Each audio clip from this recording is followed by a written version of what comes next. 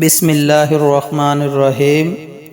حضرت شیخ سعدی رحمۃ اللہ علیہ فرماتے ہیں، میں رب سے ڈرتا ہوں اور رب کے بعد اس شخص سے ڈرتا ہوں جو رب سے نہیں ڈرتا۔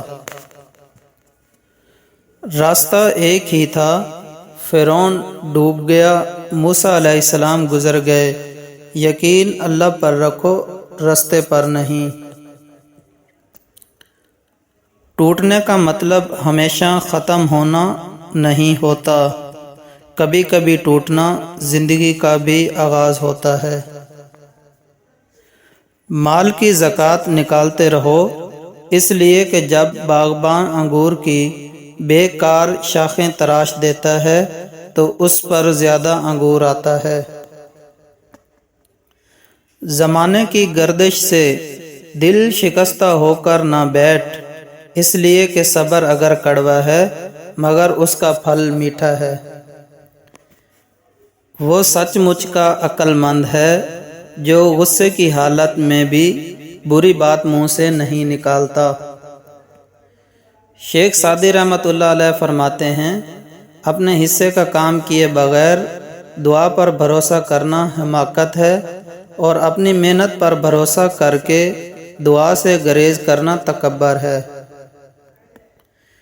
جاہل شخص کے لیے خاموشی سے بہتر کوئی چیز نہیں، اور اگر اس میں یہ سمجھنے کی صلاحیت پیدا ہو جائے تو وہ جاہل نہیں رہے گا۔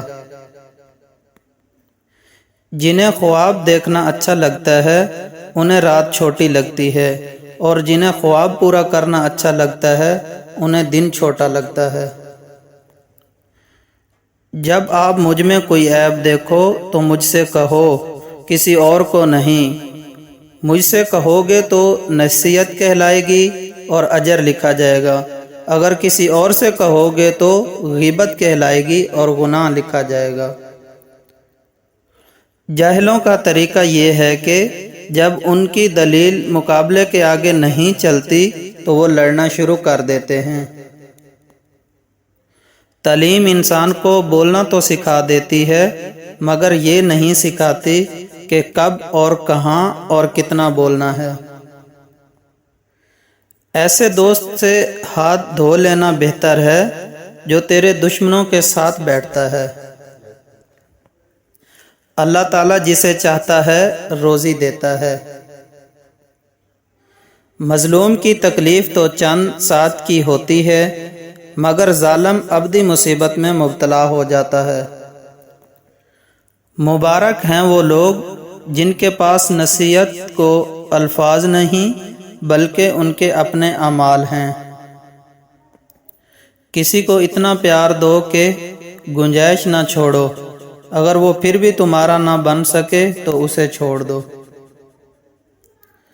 توکل سیکھنا ہے تو پرندوں سے سیکھو کہ جب شام کو گھر جاتے ہیں تو ان کی چونچ میں کل کے لیے کوئی دانہ نہیں ہوتا۔